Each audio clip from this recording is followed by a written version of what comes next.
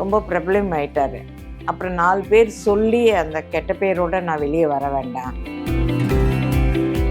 அப்பா பொண்ணு மாதிரி தான் சில்க் ஸ்மிதா. எல்லாரும் வேற மாதிரி சொன்னா கூட ரஜினி சாரே என்கிட்ட சொன்ன வார்த்தை வந்து, எனக்கு ரொம்ப லிமிட்டட் ஃப்ரெண்ட்ஸுமா, ஒரு 10 பேர்னா அதில் ஒருத்தர் வினு சாரு. ஏகப்பட்ட பொண்ணு பார்த்துருக்காரு. நான் 100 பொண்ணுங்க பார்த்தாச்சு. நீ விளக்கு தூக்கிட்டு வரும்போது பார்த்தது தான் எனக்கு அன்னைக்கு என்னவோ மனசு பிடிச்சிருந்தது. என்ன சொன்னாராம், என் மூக்குத்தி போட்டால் நல்லா இருக்கும். அதுக்கப்புறம் நான் மூக்குத்தி குத்தினேன். ஷூட் போயிட்டு வந்தா என்ன நடக்குது? கண்டிப்பா நைட்டு எழுப்பி தூக்கத்தை கெடுத்து சொல்லிடுவாரு. சொல்லிட்டு அவர் நிம்மதியா தூங்கிடுவாரு. மனோரமா ஆட்சி நிறைய தடவை கேட்டிருக்காங்களாம், எப்ப பாரு உங்க ஒய்ஃபை பத்தியே பேசுறீங்களே, என்ன ஒரு நாளைக்கு கூட்டின்னு வந்து காமிங்கன்னு சொல்லியிருக்காங்க. கேஆர் விஜய் அம்மா சொல்லியிருக்காங்க. ஒரு மகாராணி எப்படி வாழ்வாங்களோ அந்த மாதிரி அந்த லெவல்ல என்ன வச்சிருந்தார். இப்பதான் அவர் இல்லாம நான் ரொம்ப கஷ்டப்பட்டேன். அன்றும் இன்றும் என்றும் தரம் என்றாலே சக்தி மசாலா. இது மக்களின் 49 ஆண்டு கால நம்பிக்கை. சிக்கனமாய் போட்டாலும் சிறப்பா இருக்கும். வணக்கம்மா. வணக்கம் சார். உங்களுக்கு கல்யாணம் ஆன புதுசுல வந்து அவர் சினிமால கிடையாது, நாடகங்கள் நடிச்சிருக்காரு தவிர, அப்புறம் அரசு உத்தியோகத்துல தான் இருந்தாரு. அப்படி இருக்கும்போது கல்யாணம் ஆனதுக்கு அப்புறமா அப்படி ஒரு முடிவு எடுக்கிறாங்க, சினிமாவுக்கு நான் முயற்சி பண்றேன் போறேன். அவர் என்ன கேட்டுட்டு தான் முடிவு எடுத்தாரு. என்னம்மா பண்ணலாம், நான் பண்ணலாமா, ஏன்னா நான் கவர்மெண்ட் ஜாப்ல இருக்கிறதுனால பிளாக் மார்க் கூட நான் வெளியே வரக்கூடாது, நீ என்ன சொல்கிறம்மான்னு. நான் சொன்னேன், பரவாயில்லைங்க, இப்போ நான் உத்தியோகத்தில் இருக்கேன், நான் விட மாட்டேன், நீங்கள் கவலைப்படாதீங்க, நான் ஃபேமிலியை நான் பார்த்துக்கிறேன். நீங்கள் உங்களோட இது வந்து நீங்கள் போயிட்டு நீங்கள் என்ன பண்ணணுமோ நீங்கள் பண்ணுங்கள். அதே போல் ரிசைனிங் ஜாப் போகும்போது தான் என்னை கேட்டு தான் நான் தான் போய் கொடுத்தது. அவங்க ஜிஎம் கிட்ட போய் பேசி, இது போல் இல்லை சார், ஏன்னா அப்போ வந்து 2 படம் 3 படம் வந்தது, 3மே சூப்பர் ஹிட்டில் போயிட்டு இருந்தது. ரொம்ப பிரபலம் ஆயிட்டாரு. அப்புறம் 4 பேர் சொல்லி அந்த கெட்ட பேரோட நான் வெளியே வர வேண்டாம், அதனால நீயே போய் பார்த்து பேசி கொடுத்துட்டு வாமான்னாரு. நான் போய் ரயில்வேஸில் போயிட்டு அவங்க ஜிஎம் கிட்ட பேசி லெட்ரு கொடுத்துட்டு வந்துட்டேன். அவரும் அக்செப்ட் பண்ணி உடனே ஓகே பண்ணி கொடுத்துட்டாரு. அதை வந்து சொன்ன உடனே, நான் பார்த்துக்கிறேங்க ஃபேமிலியை, நீங்கள் அதை பற்றி வரி பண்ணிக்க வேண்டாம்னு சொல்லிட்டு சொன்னேன். நான் ரொம்ப இன்வால்வ்டா பேசுறீங்க இந்த விஷயத்தெல்லாம். உங்களுக்கு சினிமால இன்ட்ரெஸ்ட் இருந்திருக்கா நீங்க வளரும்? இல்லை, எனக்கு முதல்ல இன்ட்ரெஸ்ட் இல்லை. எனக்கு பொண்ணு பார்க்கறச்சே இல்லை. அப்போ வந்து அவர் நடிச்சிட்டு இருந்தாரு. இல்ல அரேஞ்ச் மேரேஜ் தானே உங்களுக்கு? அரேஞ்ச்டு மேரேஜ் தான். அரேஞ்ச்டு மேரேஜ் தான். ஏன்னா அவங்க அப்பா ரயில்வேஸ், எங்க அப்பாவும் ரயில்வே. அதில் வச்சு பேஸ் பண்ணி எங்கள் சின்ன மாமனார் வந்து, அவர் வந்து ஏதோ ஒரு கல்யாணத்தில் என்னை பார்த்தாராம்.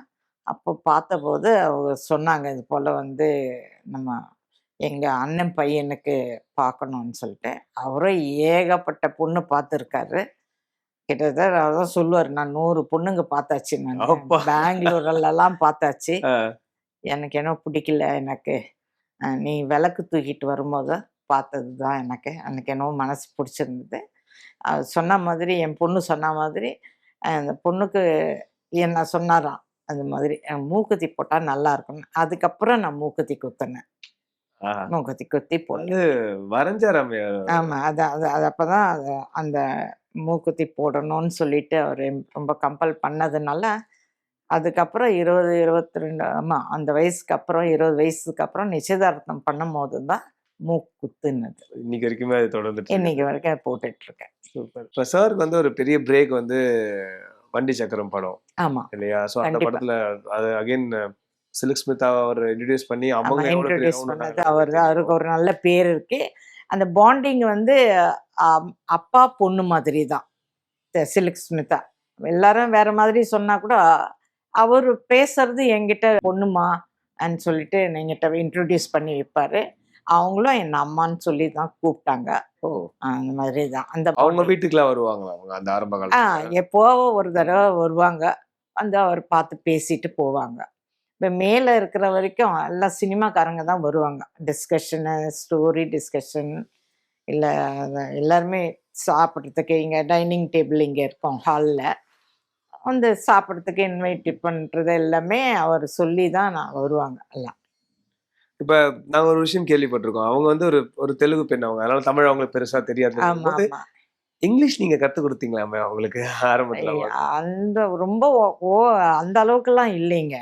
ஓரளவுக்கு அவங்களுக்கும் தெரியும். இவரு தான் நெறைய சொல்லிக் குடுத்துருக்கிறாரு. நானு ஓரளவுக்கு தான். நான் அந்த அளவுக்கு பெரிய ஆளும் கிடையாது. அதான் இங்கிலீஷ் ஃப்ளூயன்சி ஏதோ லண்டன்ல பேசுற மாதிரிலாம் பேசலாம் முடியாது. அப்படிலாம் சொல்லாதீங்க. பேசும்போதே தெரியுது. ஓரளவுக்கு நான் கான்வென்ட்ல படிச்சதுனால ஓரளவுக்கு பேசுவேன் நானு. அவ்வளவுதான். அந்த காலத்து கான்வென்ட். அந்த காலத்துல அது இருக்கு இல்லையா? பிரசன்டேஷன்ல படிச்சேன் நானு. ஆரம்பத்துல ஒரு குறுகிய காலத்துல அதாவது வந்து அவர் நடிகரா ஆன கொஞ்ச நாள்லயே இப்ப ரோசாப்புரம் வெற்றிக்காரி, வண்டி சக்கரம், ம். கோபுரங்கள் சாய்வதில்லை படங்கள் வந்த அந்த ஒரு 2, 3 வருஷத்திலேயே நீங்க சொன்னீங்க 3 படமே சூப்பர் ஹிட். அதனால ஆமா. வேலைய விடுற மாரி ஆமா. சந்தர்ப்பம் வந்ததுன்னு. ஆரம்பத்திலே ஒரு பிரபலமான நடிகரா இருந்தது உங்களுக்கு எவ்வளவு பெருமையா இருந்தது மனைவியா? கரெக்டான விஷயம் தான்ப்பா எடுத்துருக்கோம். நம்ம துணிஞ்சு ஒரு ரிஸ்க் எடுத்தோம். வொர்த் ஆனா உள்ளுக்குள்ள கொஞ்சம் பயம் இருக்கதான் அப்படியா? செய்தது. ஓகே.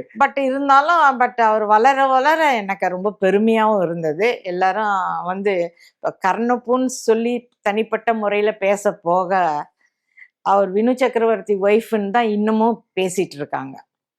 நான் அப்பதான் சொல்லுவேன், "ஏம்மா எனக்குன்னு ஒரு தனி இது கிடையாதான்னு" கூட நான் நெறைய பேர கேட்டுருக்கேன். இருந்தாலும் அந்த அளவுக்கு அவர் அளவுக்கு கிடையாதுங்கன்னு சொல்லிடுவாங்க. சரி ஓகே பரவால்ல. நம்ம ஹஸ்பண்டால நமக்கு பெருமை வருதுன்னா, அது சந்தோஷம் தானே! அதனால நான் அது பெரிய விஷயமா நெனச்சுக்கிறது. மிடில் ஏஜ்லயே ஏதாவது நான் உங்களோட மகள்களோட கேட்டேன் நான். அவங்க ஆரம்பத்திலே அவர் வந்து அந்த 30ஸ்ல இருக்கும்போதே அப்பா ரோல் நெறைய பண்ணாங்க. ஆமா, அவருக்கு அதுல பெருசா ஆர்வம் இல்ல. ஹீரோவா நடிக்கணும் அப்படிலாம் சொல்லிட்டு இருந்தாங்க உங்களோட மகள். ஆமா. நீங்க அத பத்தி கேட்டிருக்கீங்களா அவர்கிட்ட? இல்ல எனக்கு என்னன்னா, இருக்கிற குடுக்குற கேரக்டர அவர் பக்காவா பண்ணிட்டு இருக்கிறாரு. அது மட்டும் இல்லாம, நம்ம ரொம்ப இதுக்கு ஆசைப்படக்கூடாது. நான் சொல்றது அதுதான். நமக்கு வருமானம் கரெக்ட்டா வந்துட்டு இருக்கணும். அதுவரைக்கும் நீங்க ரோல் பண்ணா போதும். ரொம்ப ஹீரோவா பண்ணிட்டு ஒரு 4 வருஷம் பொறுத்து வீட்ல முடங்கின்னு கெடக்கிறத விட, நம்ம நல்லதா ஸ்டாண்டர்டா போயிட்டே இருக்கணும் அவ்வளோதான். என்னோட என்னோட லைஃப் அப்படிதான். நான் அப்படிதான் எதிர்பார்த்தேன். அதே தான் பண்ணிட்டு இருந்தாரு. ஈவன் அந்த படம் பூஜை போட்டபோது கூட நான் தான் ரொம்ப கம்பல் பண்ணி சொன்னது. உங்களுக்கு நெறைய படம் வந்துன்னு இருக்குது. இந்த நேரத்தில போயிட்டு டைரக்ட் பண்ணி கடைசியில அது இது இல்லாம போயிடுச்சுன்னா, நல்லா இருக்காதுங்க. சொந்த படம் சொல்றீங்க. அந்த வியர்வை சொந்த படம். ஓகே. ஆமா. அல்ல பட் கதை என்னமோ ஸ்ட்ராங்கான கதை தான். பட் அதுக்கு தகுந்த நமக்கு ப்ரொடியூசரு, வியாபாரம் பண்ணணும். அதுக்கு வந்து எஸ்டாப்ளிஷ் பண்றதுக்கு நமக்கு மீடியாஸ் வேணும். அதெல்லாம் நமக்கு தெரியாத விஷயம். நான் ஒருத்தி என்ன பண்ண முடியும்? நான் என்னோட உத்தியோகத்த பார்க்கறதா, இத பார்க்கறதா? அதனால வேணாங்கன்னு சொல்லிட்டேன். அப்போ எஸ்பி முத்துராமன் அந்த பூஜைக்கு வந்திருந்தாரு. இளையராஜா தான் மியூசிக் எல்லாம் போட்டு குடுத்துட்டாரு. ஓ! பாட்டு போட்டு குடுத்துட்டாரு. பாட்டு போட்டு குடுத்துட்டாரு. முத்துராமன் சார் அப்ப நான் மதுரையில இருந்தேன். அங்க மேனேஜரா இருந்தேன். ஓகே. சரி கவலைப்படாதம்மா, நான் பார்த்துக்கிறேன் நானு. நான் பேசி கீசி அவர் மனச நான் கொஞ்சம் பார்த்துக்கிறேன். நான் சொன்னேன், "நீங்க கொஞ்சம் பார்த்துக்கங்க. அவர் ரொம்ப அடம் பிடிக்கிறாரு. அது பண்ணியே ஆகணும்னு" சொல்லிட்டு சொன்னபோது, அப்பதான் நான் "இன்னைக்கு உன் ஊருக்கே நான் கூட்டிட்டு வரேன் நானு" சொல்லிட்டு, அப்பதான் மதுரைக்கு ஷூட்டிங்க்கு கூட்டின்னு வந்தபோது தான், ஓகே பரவால்ல. அப்பதான் அந்த பிரேக் ரொம்ப பெரிய பெரிய விஷயம். நான் எஸ்பி முத்துராமன் சார நான் என்னோட தகப்பன் மாதிரி நான் அவர பார்ப்பேன். எங்க பார்த்தாலும் ரோட்ல பார்த்தேன்னா கூட டக்குன்னு கால்ல விழுந்துடுவேன். ஏன்னா அந்த அளவுக்கு என் மேல ரொம்ப அவர் பாசமா இருந்தாரு. அதே சமயம் என் ஒரு வார்த்தைக்காக அவர் வந்து எங்க வீட்டுக்காரருக்கு ஒரு பெரிய ஆப்பர்ச்சுனிட்டி குடுத்து ஒரு டர்னிங் பாயிண்ட்டா இருந்தது அந்த படம். குரு சிஷ்யன் குரு மனிதன் சிஷ்யன். சொல்றீங்களா? அத டெஃபினட்டா. அடுத்தடுத்து பண்ண ஆமா. படங்கள். கண்டிப்பா, கண்டிப்பா. சொல்லிட்டு. நீங்க இப்ப சொன்னீங்க இல்லையா? அவர் அந்த டிசிஷன் மேக்கிங் எப்பவுமே உங்களோட எப்பவுமே டிஸ்கஸ் பண்ணுவாரு உங்களோட. எப்போதுமே டிஸ்கஸ் பண்ணுவாரு. எல்லா விஷயமும் பேசுவாரு. நல்லதும் பேசுவாரு, கெட்டதும் பேசுவாரு. யார் கூட எப்படி நடிச்சேன்னும் சொல்லிடுவாரு என்கிட்ட. ஓ! இப்ப ஷூட் போயிட்டு வந்தா அன்னைக்கு என்ன நடக்குதுன்னு ஷேர் நான் பண்ணுவாரா? கண்டிப்பா நைட்டு எழுப்பி என்ன சொல்லிட்டு தூக்கத்த கெடுத்து பண்ணிடுவாரு. சொல்லிடுவாரு. சொல்லிட்டு அவர் நிம்மதியா தூங்கிடுவாரு. நம்ம ஒரு மேனேஜரா இருக்கோம் ஒரு பேங்க்ல அப்படின்னு வரும்போது ஆபீஸ் போயிட்டு வரணுன்ற விஷயம் இருக்கு. குழந்தைங்க இருக்காங்க. எப்படி சமாளிச்சீங்க குடும்பத்த? வீட்டு சமையல் வேலை, வீட்டுக்கு வர்றவங்கள கவனிச்சுக்கிற வேலைலாம் எங்க அம்மா பார்த்துக்கிட்டாங்க. அதனால எனக்கு அந்த இது இல்ல. இந்த பசங்க ஸ்கூலுக்கு பேரண்ட்ஸ் டே, ஆமா. ஸ்போர்ட்ஸ் டே அது எல்லாத்துக்கும் நான் தான் ஒண்ணுத்துக்கு கூட இதுவரைக்கும் அவங்க அப்பா ஸ்கூல் அட்மிஷன் கூட வந்தது கிடையாது. அப்படியா? ஆமா, எதுக்குமே வந்தது கிடையாது. ஷூட்டிங் ஸ்பாட்ஸ் நீங்க என்ன போனது? கருப்புசாமியா நடிச்சாரு. அது என்ன படம்லாம் எனக்கு சின்ன தாய் தான் சொல்றீங்க. கோட்டையை விட்டு வேட்டைக்கு போடும் அந்த படம். அது அதுக்கு போயிருந்தேன். அப்போ ஒரு நடந்து ஆவேசமா வரும்போது அந்த பாம்புங்கெல்லாம் போகும். இந்த இந்த ஏரியில அந்த பக்கம் போறது எல்லாம் அதெல்லாம் பார்த்தா பயமா இருந்தது எனக்கு. நான் போய் எங்கேயாவது போய் உக்காந்துக்குவேன். அவரும் பார்க்கும்போது அவர் ஆவேசமா கத்திட்டு வருவார். அந்த அந்த தவளோட பாதை, சின்ன பாதை தான் அது. அதுல வரும்போது சரி ரொம்ப ரொம்ப பயபக்தியானா ஏதோ இப்போ சாமி படம் ஒரு இதுவா பண்றணும்னா அது பயபக்தியா பண்ணுவார். அதுக்கு எந்த இதுவும் குறை வந்துடக்கூடாது. ஏன்னா சாமி இது நம்ம பொறுப்பேற்றுட்டு செய்யும் போது ரொம்ப கான்ஃபிடென்ட்டா ரொம்ப சுத்தமா இருந்து பண்ணுவார். சினிமால சாரோட ஃப்ரெண்ட்ஸ் பத்தி உங்களோட மகள் சொல்லியிருந்தாங்க முன்னாடியே. அந்த மாதிரி நீங்க ஃபேமிலி ஃப்ரெண்ட்ஸ் அப்படி நீங்க விசேஷங்களுக்கு போறது அப்படின்னா யார் ரொம்ப சொல்லுவீங்க சினிமால? நீங்க வந்து இன்னொரு அவரோட ஃப்ரெண்ட் சர்க்கிள்லாம் வீட்டுக்கு போயிட்டு வர்றதுன்னா அந்த ஃப்ரெண்ட்ஸ்ன்ற சர்க்கிள் எல்லாம் இல்லைம்மா. ஆனா பட் எல்லாரையும் கூட்டின்னு போய் மனோரமா ஆச்சி நிறைய தடவை கேட்டிருக்காங்களாம். எப்ப பாரு உங்க ஒய்ஃபை பத்தியே பேசுறீங்களே, அவங்க என்ன ஒரு நாளைக்கு கூட்டின்னு வந்து காமிங்கன்னு சொல்லியிருக்காங்க. கேஆர் விஜய் அம்மா சொல்லியிருக்காங்க. அதெல்லாம் சொல்லியிருக்கிறாரு. அதே போல் கூட்டிகிட்டு போய் இன்ட்ரடியூஸ் பண்ணியிருக்கிறாரு 2 பேருக்கிட்டேயும். ஸ்ரீவித்யா அம்மா நல்லா ஃப்ரெண்டாக இருந்தாங்க. அப்போ அந்த படத்துக்கு நான் ஷூட்டிங் கூட போயிருந்தேன். ஸ்ரீவித்யா அம்மா இருந்தாங்க. ராமராஜன் சார் படம் சொல்றீங்க? ஆமாம், ராமராஜன் படம். ரஜினி சாருக்கு இவருக்கு ஒரு நல்ல ஒரு நட்பு உண்டு. ஆமாங்க, ரஜினி சாரே என்கிட்ட சொன்ன வார்த்தை வந்து அவங்க வீட்டுக்கு போனபோது, எனக்கு ரொம்ப லிமிட்டட் ஃப்ரெண்ட்ஸுமா, ஒரு 10 பேர்னா அதில் ஒருத்தர் வினு சாரு ன்னு சொல்லிட்டு சொல்லுவார். எனக்கு ரொம்ப பிடிக்கும். ரொம்ப நேர்மையாக பேசுவார்.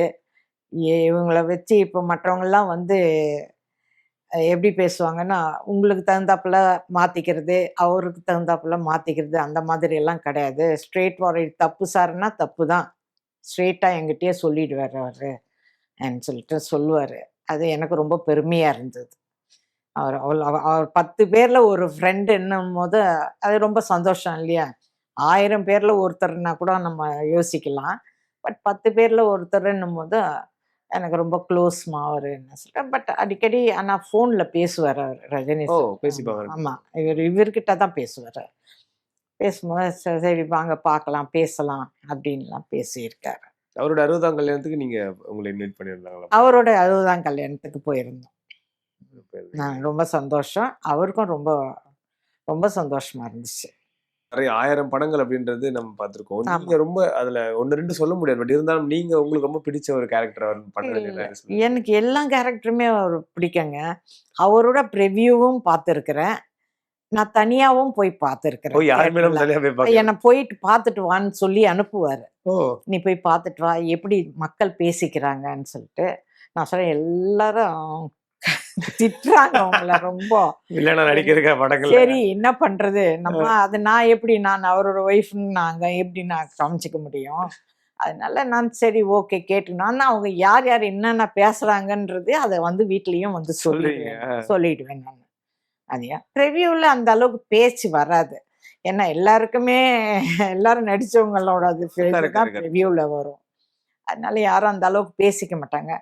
அதனால என்ன மட்டும் தனியாக நீ போய் பார்த்துட்டு வந்து எனக்கு சொல்லு எப்படி இருக்குன்னு பார்த்துட்டு வந்து சொல்வேன். இந்த கேரக்டர் ரொம்ப நல்லா அப்ரிஷியேட் பண்ணாங்க, இந்த கேரக்டர் ரொம்ப காரி துப்புனாங்கன்னு சொல்லிடுவேன் நான். அவ்வளோதான். பட் அதுதான் அது அந்த பேர் அந்த அந்த அந்த திட்டுறாங்க பாரு, அதுதான் என்னோட கேரக்டர் வித்ஸ்டாண்ட் பண்ணுறது சொல்லுவேன். உங்களோட மகள் குறிப்பிடும் போது ரொம்ப கண்டிப்பான ஒரு தந்தை அப்படின்னு சொன்னாங்க. செல்ல கொடுப்பாங்க, பட் ரொம்ப கொஞ்சம் ஸ்ட்ரிக்டான ஃபாதர் தானே. உங்ககிட்ட எப்படி நடந்துப்பாங்க? அந்த ஸ்ட்ரிக்ட்னஸ்லாம் என்கிட்ட கிடையாதுங்க. என்கிட்ட எப்பொழுதுமே அன்பாக தான் நடப்பார்.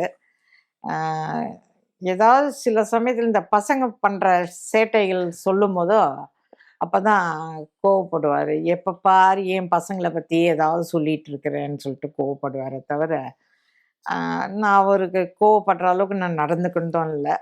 அதனால் என்ன எதுவும் செல்லமாக தான் வச்சுருந்தேன். மகாராணி மாதிரி என்ன வச்சது. அவ்வளோ சூப்பராக சொல்லணும்னா அதுதான் என்னோட வாழ்க்கையே வந்து அவரால் எனக்கு பிரகாசமாக நான் வாழ்க்கை நல்லபடியாக வச்சுருந்தாரு. ரொம்ப அதாவது ஒரு மகாராணி எப்படி வாழ்வாங்களோ அந்த மாதிரி அந்த லெவலில் என்னை வச்சுருந்தார். அவ்வளோதான். இப்போ தான் அவர் இல்லாமல் நான் ரொம்ப கஷ்டப்படுறேன். கஷ்டப்படுறேன் இந்த சென்ஸு அவர் இல்லையேன்ற ஒரு குறை அவ்வளோதானே தவிர என் பிள்ளைங்க என்ன அந்த எங்கள் ஹஸ்பண்டை விட இன்னும் அன்பாக பார்த்துக்கிறாங்க. அதனால அது அது ரொம்ப சந்தோஷப்பட வேண்டிய விஷயம்.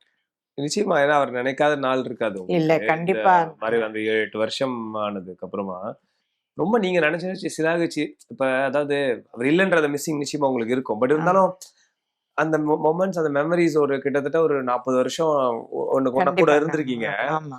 எந்தெந்த தருணங்கள்லாம் நினைச்சு சந்தோஷப்படுவீங்க நீங்க? இப்ப அதை நினைச்சு அப்படியே நான் ஆசைப்படுவாங்க. அவரோட நான் வேர்ல்டு வைடு போயிட்டு வந்துட்டேன். சூப்பர். என்ன எல்லா இடத்துலையும் தமிழ் சங்கங்கள் இருக்கும். ஆ, எல்லாத்துக்கும் கூப்பிடுவாங்க. இந்த பொங்கலுக்கு இதெல்லாம் அந்த சமயத்துலலாம் பண்டிகைகள் வருமா? பண்டிகைகளுக்கெல்லாம் கூப்பிடுவாங்க. தமிழ் வருஷப்பிறப்பு அந்த மாதிரி இதுக்கு விசேஷங்களுக்கெல்லாம் சிங்கப்பூர், மலேசியா, யூகே, அமெரிக்கா ஃபுல்லாக சுற்றிய தமிழர்கள் நிறைய எல்லா இடத்துலையும் இருக்காங்க.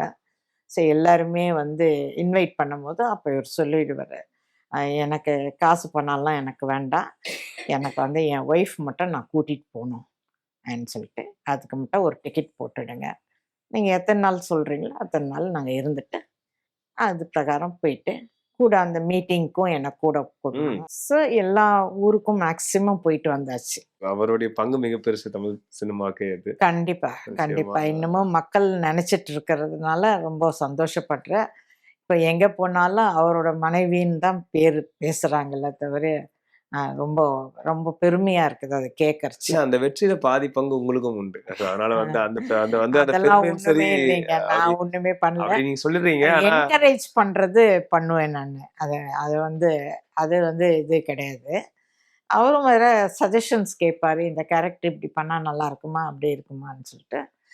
நீங்க பண்ணா நல்லா இருக்குங்க, எல்லாமே நல்லா இருக்கும். சிலதெல்லாம் ஐயோ ஏங்க இந்த வேலையெல்லாம் பண்றீங்கன்னு என்னன்னு சொல்லிட்டு ஓகே அப்படி போச்சு. ரொம்ப ரொம்ப நன்றிமா உங்களுடைய நேரத்துக்கு. ரொம்ப ரொம்ப சந்தோஷம், நன்றி, ரொம்ப ரொம்ப நன்றிமா. சந்தோஷம். உங்களின் விதவிதமான சமையலுக்கு விதவிதமான சுவை தரும் ஒரே மசாலா. இதுதான் அன்பின் சுவையான அடையாளமான சக்தி மசாலா. உங்கள் இல்லங்களில் உள்ளங்களில் தலைமுறையை தொடர்ந்து வரும் தரம் மற்றும் நம்பிக்கை.